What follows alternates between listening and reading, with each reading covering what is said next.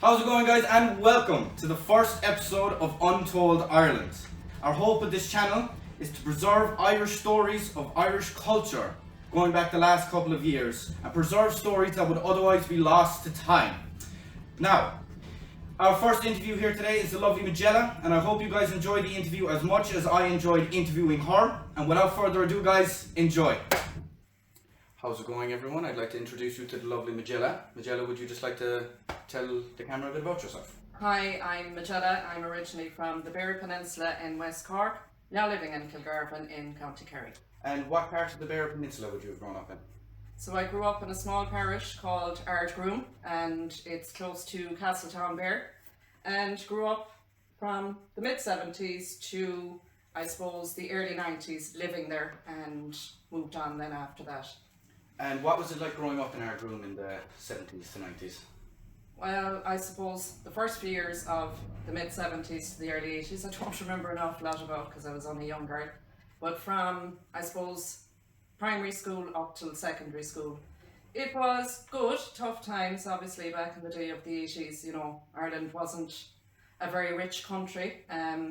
So a lot of my growing up and memories were to do with fishing and very small farming. So I was a fisherman's daughter, and my memories are very much being out at sea. And you know, I suppose our living was made with that. So every weekend after being in school all week, our thing was having to go out and work from a very early age with my dad. So. And mentioning you grew up in Ardgroom, would you have any stories from your childhood about what it was like growing up in Ardgroom? Okay, I do. I have several stories, of course, but I can tell you some fun ones, but make of it what you will. If it was done nowadays, we'd probably get a good hard slap. But anyway, so of course we all took into the old smoky of a cigarette, probably about the age of 12 or 13.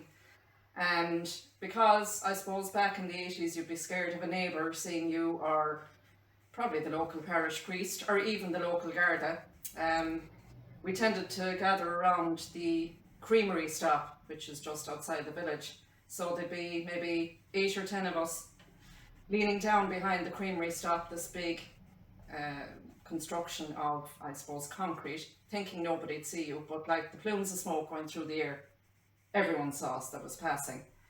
So in turn would have told at home, Majella was smoking and such in the village was smoking, and you know, that can't be happening, they're too young. So needless to say, we were in deep trouble, like when they found out that we were smoking at that age. Then move on a couple of years later, never really had money for buying beer, but you know, you'd be hoping someone would buy one for you at the local nightclub. But we always had poutine in the press growing up, because you know, that was something that you would totally have in the house. It was a medicinal bottle of moonshine, for those that don't know what poutine is. And so it would have been used for ailments such as sore muscles. It would have been rubbed onto cows, if they were in trouble. It would have been rubbed onto animals, just for pains and aches in general, I suppose, medicinal. But Majella decided, of course, that, you know, we had very little money or pocket money, so I decided to put some poutine into an old plastic bottle that I had lying around the house, and bought it out on the night of what is now known as a junior cert. It was our inter-cert. And Majella very boldly bought a bottle of poutine to the local disco with her. So in turn we were in and out to the toilets taking an old sup of poutine. And I think we had the hangover from hell the following morning, and I really didn't like alcohol for quite a long time after it, but yeah. You mentioned that you were a fisherman's daughter. Would you have any stories about telling us kind of what it was like going out on the boat, and maybe situations you got yourself into, or funny stories that would have happened?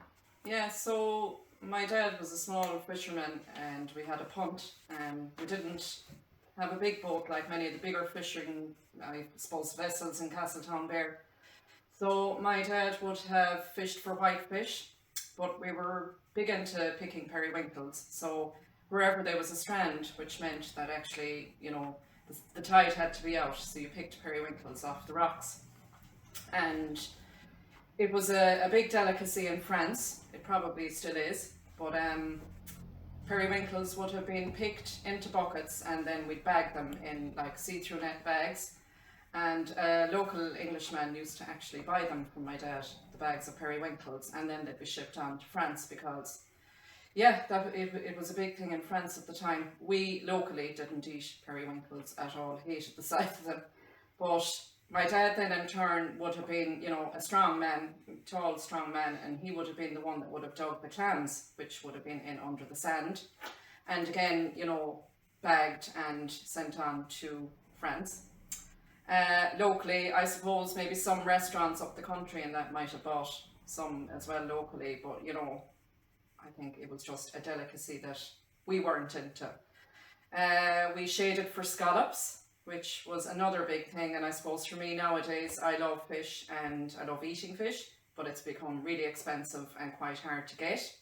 So for me, growing up with that and throwing a lot of stuff back into the sea because we had too much of it, seems ludicrous now because, gosh, I would love it now. But yeah, my dad worked very hard. My mother also worked very hard. We grew up, I suppose, in times of not having a lot, but being very content because you didn't know any better. Just everything was about everyone in the family helping out and doing their bit. I'm from a family of 5. We're all different age groups, so there's the eldest 2, I suppose, went off working very, very young, and the remaining of us, went to school, went out, did our fishing at the weekend with my dad and mother as well. Grew up in our own, growing our own vegetables. We had a plot where we grew carrots and, parsnips, potatoes, all those kind of things.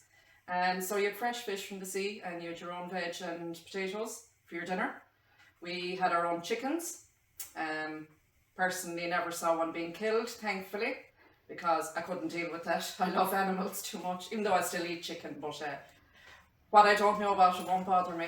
I had a pet chicken that I used to bring into the house with me, actually. It was a top-knot chicken. And I brought it into the house when my mother was in hospital having the youngest sister. There's 7 years between us. And I brought in the chicken into the house, put the chicken up on the table, and the chicken decided to take an absolute ginormous shite. So, in turn, I was given a right good slap by the older sister who said, that chicken is not coming into the house anymore because I'm not going to keep cleaning up after it. So, needless to say, the poor chicken was actually taken by a fox, I'd say about a week later, and I was like, that's it, I'm never again getting an animal or a pet because I cried my eyes out for, I'd say, weeks on end. Not sure, did the fox take the chicken or did the chicken end up on my plate, but sure, I'll never know the truth. And would you have any children, Majella? I do. I have 2 children and they are aged now 30 and 25. Well, almost 30. And the reason I'm asking that question is just because, would you say there's much of a difference between raising your children in, say, the 90s versus when you were raised? There would be a huge difference, really. I suppose I was born in the mid-70s, so from what I've been told, times were much harder. You had to spare a lot because the money wasn't there, to be kind of, I suppose, for foodstuffs and even right down to formula milk, all those things were very, very different in the 70s to when I was born to when my son and daughter were born. So the mid-90s and the late 90s is when my kids were born, and we lived in Clonmel and Tipperary for 6 years.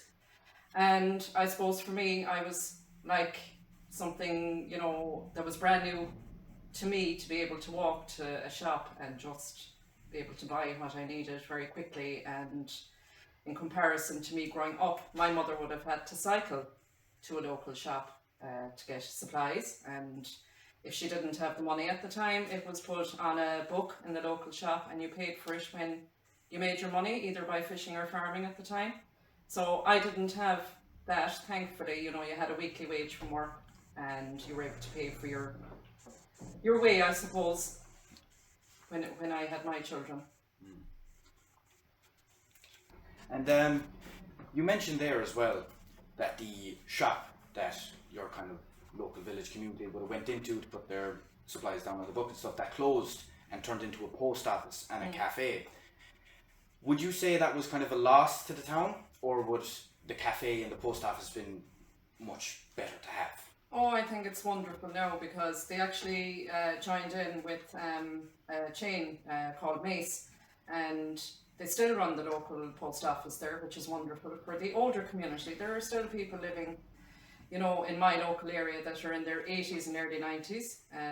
Hopefully longevity is a thing that goes around there. But the cafe is a huge asset because the Bear Peninsula is really beautiful for anyone that has done it, and lots of people stop off in that particular little cafe and have, you know, coffee, tea, sandwich, whatever, you know, and are able to kind of have a walk around and see still some of the old quaintness that's there. It's still kept, and the old style post office is still working. So I think that's very important to keep those things going. And a lot of the traditions are still going in different parts of Ireland, which is lovely to see in my opinion. And you mentioned the cafe there. Would the cafe be kind of a local hub for the community, and what was the name of it as well? It is, and it's very much a local place to gather at the moment, especially. It's lovely on a Friday. My mother, who's 84, shout out to my mother, she'd be delighted. She gathers there with a few of her friends after they collect their pension on a Friday, and they sit down, have their cup of coffee and a chat, and lovely cakes and so on. My eyes would have been wide open as a little girl growing up there if it was all like that back in the day. And the name of the shop actually, and post office and cafe, is Harrington's, and they also do local buses from Ardgroom to Kenmare and to Cork and so on. They're local link buses, and great family actually for the community. And I just want to add in as well, as we're speaking about old shops, there was a lovely shop in the middle of Ardgroom village. Now when I say a village, I mean a very small village, but beautiful, colourful village nowadays. And there was two pubs there at the time. One was called the Holly Bar, which is now closed, and the other one is called the Village Inn, which is very much open. And the shop in the middle of the village was run by two sisters called Sheila and Mary. And Sheila and Mary were absolute lovely pets. They really just welcomed all the ladies in after Mass on a Sunday morning. The men often went to the pub for a few pints. The ladies gathered around the table in the front of this little shop and had their cup of tea and a chat, and they got a few groceries. Now Sheila and Mary only carried a certain amount because their shop was very, very small. But as kids, I remember going in there and getting an ice cream wafer. I don't know if anyone remembers those, but you'd get a vanilla ice cream in between two wafers, and it would probably have costed about 10 pence. And well, if you didn't have 10 pence, you'd go down to the church and you'd have a look around the floor to see did anyone drop a few coins when they were giving, you know, the Sunday collection. And from time to time, we did find a few coins on the floor, and you know, at this point there was no box left to collect it, so you go up and you get your ice cream. So I'm sure if that's the worst I did in my life, well, I'm still here to tell the tale. But Sheila and Mary have sadly since passed away. They were elderly ladies back then, but I remember their wonderful nature of, you know, if they knew you didn't have a lot growing up, they'd either give you the ice cream for free, or they'd throw in a packet of biscuits to your mother's shopping, you know, and maybe a few bags of crisps and whatever they had. And they were just very good natured people, and we had great fun with them. So yeah. You mentioned there that you would have been able to go into the shop and put your name down for food and supplies and such that you needed, which you wouldn't have the money to pay for at the time. Nowadays you really wouldn't see much of that. Could you tell me anything about it? Yeah, so my mom and dad, I suppose, would have been, you know, the main people that could have done that when we were growing up, because they were the people that would have had their own employment in the fishing industry, as I mentioned earlier. And actually we had a couple of cows as well, not a big farm at all. But from time to time, wage wouldn't come in for maybe a few weeks. If the weather was bad in the winter time or early in the new year, then, you know, you couldn't always go fishing, so money was very scarce. So our local shop in my village would allow you to put your name on the local book to say, you know, how much you owed for a few messages. It could be like milk and maybe some supplies for bread. So my mother and father both baked, so it could be flour and sugar and so on. and a little few treats maybe thrown in. And then when the money came in from fishing being good again, you know, you could go and pay the lady that owned the shop, which is now actually a post office and a lovely little cafe and store, I might add. And I suppose it was a saviour for us growing up, because while it wasn't quite the famine, obviously, which happened many, many years previous to that, it would have been tough times if you weren't allowed to put your name on a book and pay for supplies later, at a later date, when you did have the money. And that went across the board really, even in Castletownbere, for any of the hardware stores, you know, if you needed food to feed cattle and chickens and so on, you were allowed to put your name down in the book there. But you know, you couldn't go way over a certain amount of money, because you might be kind of blacklisted down the line, you know, that you owed quite a bit. So there was pros and cons of it. And I personally didn't have to do it when I had my children. But the difference then was that if you wanted a house, you'd have to get a mortgage. So in essence, you're borrowing again and you're paying it back.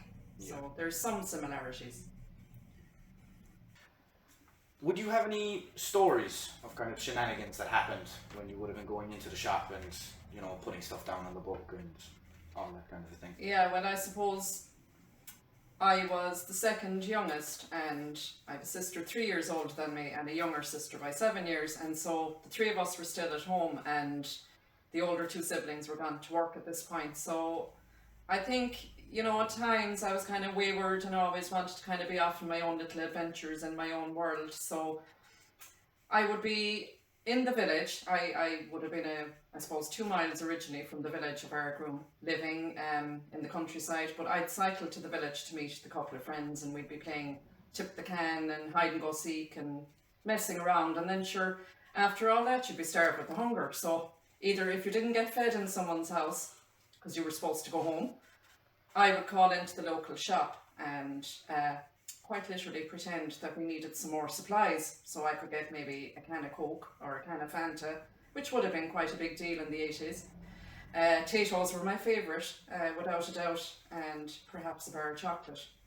So depending on who was working in the shop, I'd kind of look around the shop to have an idea, was the mood good or not good, and how many supplies would I be able to get and put down on the book without questions being asked. Mm-hmm. Because at this point you're about between 10 and 12 years of age doing these things. So on occasion I would probably get a few slices of chicken and ham, which is now like luncheon roll, I think it's called, for school the following day for my sandwiches, and I'd get said can of Coke, maybe 2 bags of potatoes, bag of jellies, bar of chocolate, packet of biscuits, and the bag of flour, because that would have been important for the bread. So she wouldn't be kind of looking at me going, Majella, you really are like having a mess here. So yeah, I'd buy those few bits and my name could be put on the book. That was fine, but I'd go in home and my mother would say, where did you get all these messages from? I didn't need any of these. At this point, I'd be after cycling the bike, eating the potatoes, chocolate, drinking the can of Coke, and all that would have been left was maybe the luncheon roll and the bag of flour. And so the next time my mother went to pay that bill, it looked a lot more than the 2 items I ended up coming home with. Because don't forget, there was no real receipts given out back then. There was no till per se. So it was a drawer and people added up with pen and paper. So the receipt would only have been given when my mother went in to pay. And oftentimes I'm sure she argued that those items weren't bought at all. So Majella would often go into hiding at that point. So yeah. You mentioned work there now. What was the first job you actually got? So I suppose, like a lot of youngsters, if we had a little bit of babysitting, that probably would have started from the age of 11 or 12 for me. But my first job, I suppose, really was collecting glasses in the local disco in Castletownbere. So I was 15 at the time, and I was put to collect glasses and just make sure all the tables were clean and so on. And I ended up working behind the bar of the nightclub that night. So needless to say, my nerves were shot, pulling my first pint of Guinness at 15. So, how did you find working that job, pulling the pints and collecting glasses? My memory definitely that first night was like seriously being anxious because the place was packed, and the weekends definitely in the towns everybody was going out after the week's work. So every few bob you had made, as in your wages, was gone between Friday and Sunday. So I suppose I just noticed that the place was getting really full up, and I had no experience of working behind a bar at all. But I learned very quickly. And the following morning, they were really busy for breakfast in that hotel, so I started to do waitressing, and then I went into the kitchen and did the wash up after that. And needless to say, the wages were pretty minimal back then. So yeah. Do you have any fun stories from working as a waitress and a glass collector or the kitchen porter? Person. Well, I have a fairly shocking kind of one for the very first weekend that I worked in that particular place. A chef that was in the kitchen was on a pretty bad tear the night before, as in he was drinking a lot the night before, so he was hungover. And he decided to get in a temper with people that were giving back meals that weren't warm and, served properly and whatnot. So they were complaining, and he decided to come out and put his fist through the glass door of the dining room between there and the bar area. So, needless to say, the chef walked out. I think I was nearly crying because I was like, oh my God, this industry is crazy. But yeah, it was fine. I think he was fired shortly after. That was probably one of my first stories of that early era of 15 and working.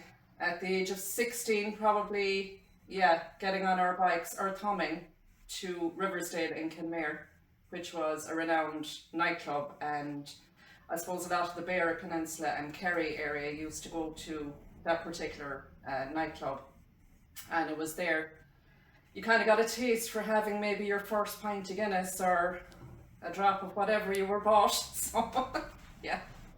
And you mentioned Riversdale there now. Could you tell us a bit more about that? I think Riversdale was a landmark really for Kerry and the Beara Peninsula, as I'd mentioned, because funnily enough, I think people just were in a good radius of where the hotel was.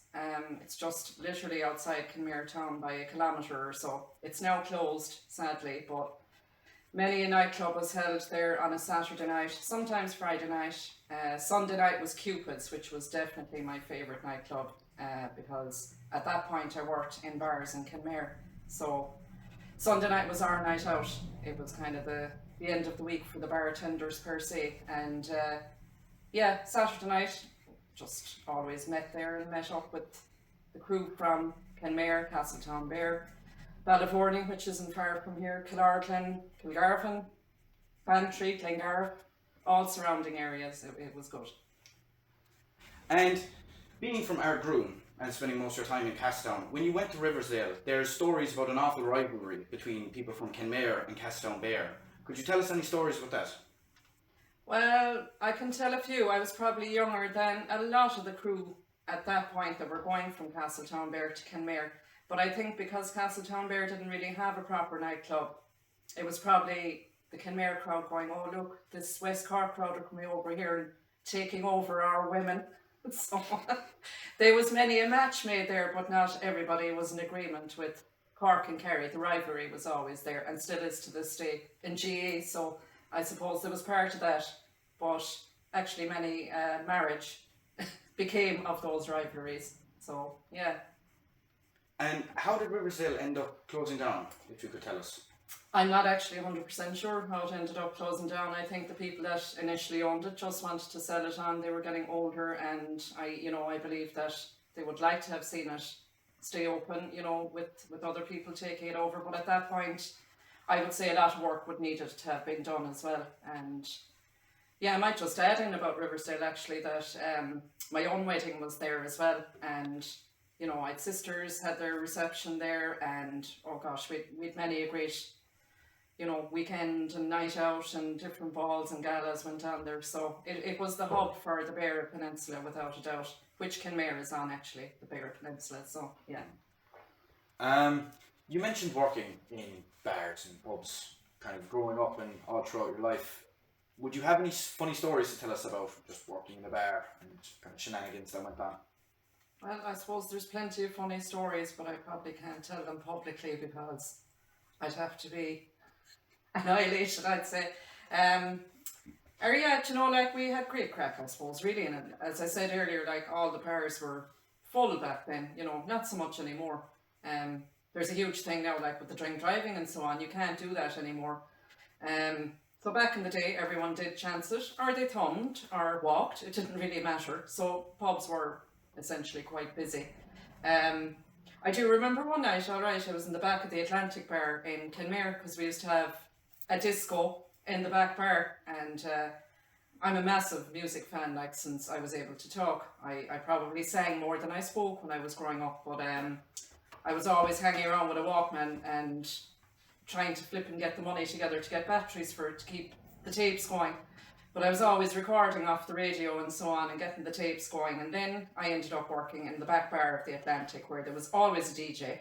So Saturday night was packed before going to Riversdale. And this one particular Saturday night I was working with one of the local girls, and we were flat to the mat throwing out pints, and vodka was a huge spirit to give out back then. So I was trying to change the bottle of vodka and put it back up in the optic, which is the piece on the wall that you attach the bottle to.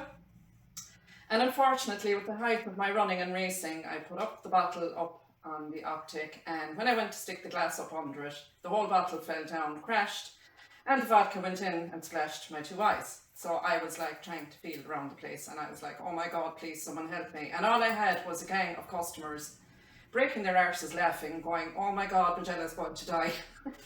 There was glass smashed everywhere. The other poor girl couldn't help me because she was too busy, and she's like, oh my God, just splash water in it. And I was like, I can't even see where the water is. Eventually someone came to my rescue that actually genuinely was feeling sorry for me that I wouldn't go blind, and thankfully I didn't.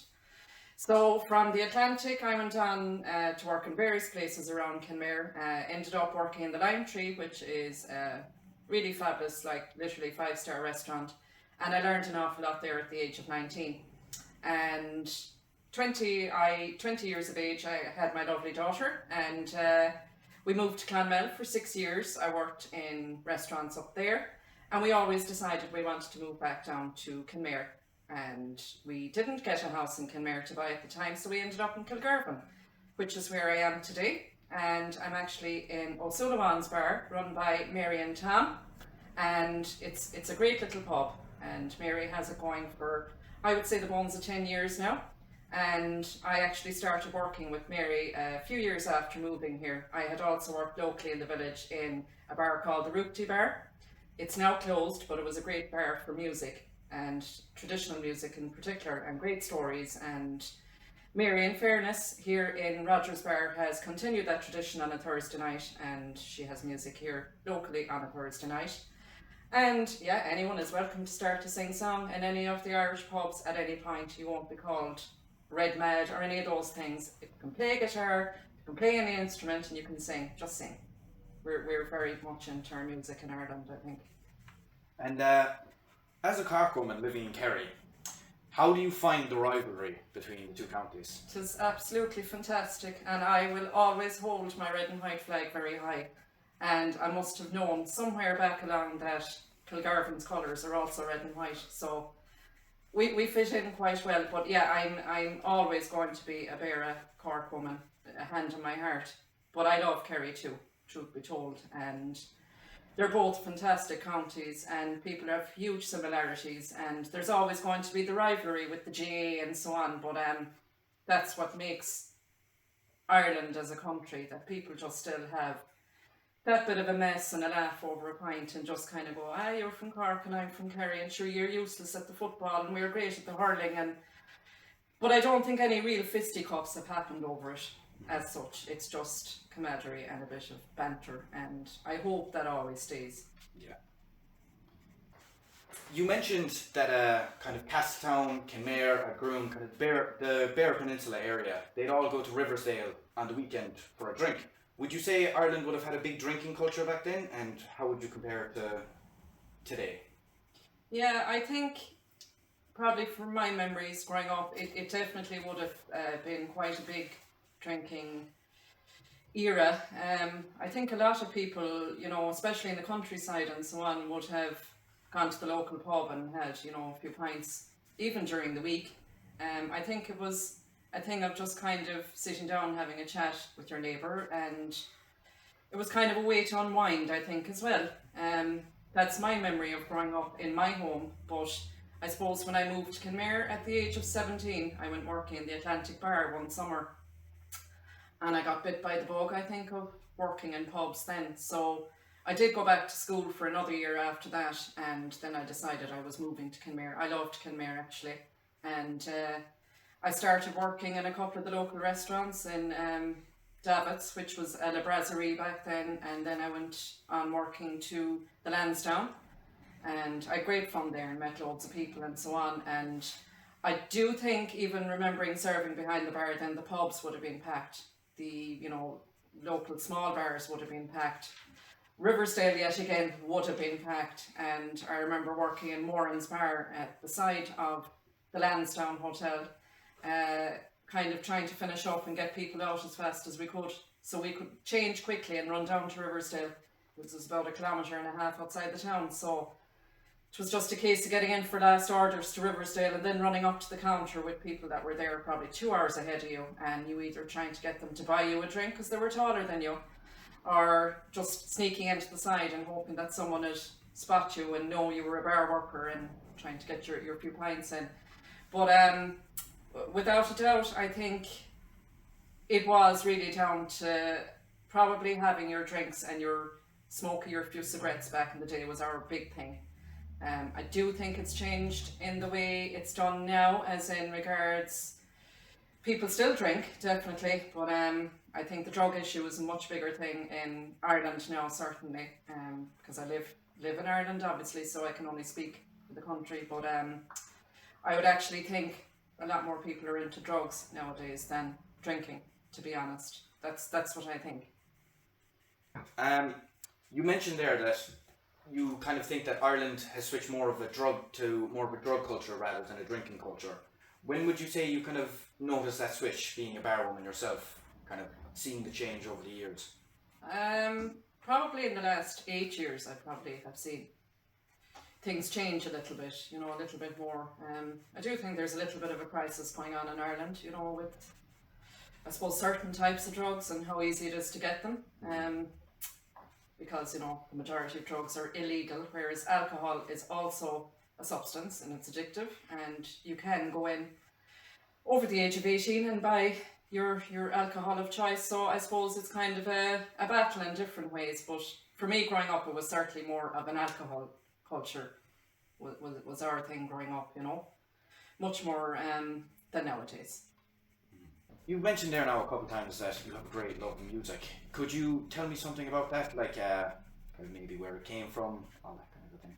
Yeah, my dad actually, John, was a great singer, and he loved nothing better than going to the local pub back in the day. Probably too much at times, but a lot of people did. And yeah, he used to smoke his few rollies, and rather than taking out the packet of rollies in the pub, he'd have them rolled and put into his top pocket, because no doubt when he had that done, it meant there was a sing-song on for the night. So I genuinely took my love of music from my dad. We also had a record player growing up, and my older sister loved her country and western music. But I also got a love of rock, because Status Quo and I suppose AC/DC and a few of them were kind of shimming around at that point. So I started to get a love of all sorts of music. I sing myself from time to time, and I suppose it kind of came from my dad, without a doubt, the whole music interest. And yeah, nowadays gigs and concerts are my big deal, and I love attending them. I would prefer to go to a gig before going on holidays any day of the week. And would you say you've passed that love of music onto, say, your daughter and your son? I have indeed, yeah. My daughter is a fabulous singer, songwriter, and she plays guitar. And I would like to think she took it from probably my side of the family, even though her dad also loved music and would have been mad into the gigs and concerts as well. My son certainly can sing, but he doesn't do it very often. But he plays a mean bit of a tune on the old accordion, all right, yeah. Probably more into the GA than singing and dancing. You mentioned the GA there as well then. Would you say that had a big influence on your life growing up, and maybe say your son and your daughters? Yeah, so I played football with a local community called Urn. It's Urhan, which is in the parish of between Iries and Castletown Bear. And Iries was my local national school, so I started playing football with them, and then I started playing it in secondary school. Now I wasn't great at it, but I was mad for the days out, and I was mad for going off on the bus, and basically anyone at all that would take me somewhere, I'd head off with them. So I pretended to really like ladies Gaelic football, but in essence I wasn't great at it at all, and I hated getting kicked into the shin. But I lived that up until I suppose about the age of 15. But I think my son probably didn't take his GA skills from me, which is the Gaelic Athletic Association, to those people that don't know what it means. It's hurling and Gaelic football is a huge thing in this part of the country, and hurling is very big in Kilgarvan, of course. And my son very much got into hurling through his dad's love of hurling, and from him actually started here in Kilgarvan as well. So yeah, football and hurling is a big thing. I suppose nowadays soccer is very much becoming on the up and up, because people do have their favourite teams big time. Back in the day, I especially remember Italia '94 and being hugely into soccer, and when Jack Charlton managed Ireland and so on, but I definitely am not into it anymore because it's gone far too pansy for me now, so it's not tough enough. And what would you say was kind of your highlight of, let's say, your GA career when you were younger, kind of just going to matches and all that stuff? My highlight was probably the height of Ardgroom, trying to get to the matches. So from Ardgroom, my village, to the local village of Iries is on average maybe 6 or 7 miles, and a lot of the time like we couldn't get a lift to go for training. So I think there was one evening there was 3 or 4 of us girls trying to get a lift to get to training on time, and eventually the woman that was actually training us had to drop a gang of girls taught the pitch and turn around and come back and collect us. That was our commitment, but for me it wasn't the commitment to playing the game or training. It was actually for the evening out and just for the hell of it, and I suppose having a bit of a mess around really, and maybe get back to the shop and buy the messages so I could get the cans of Coke. What would you say would be the most significant change you've seen?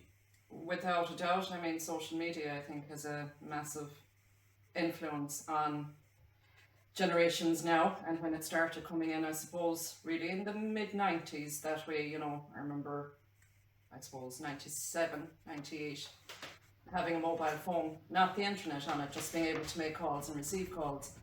But I certainly think since social media and being able to know everything about everyone when they are putting themselves out there is something that I certainly wouldn't have missed in the 80s and 90s, I suppose, really.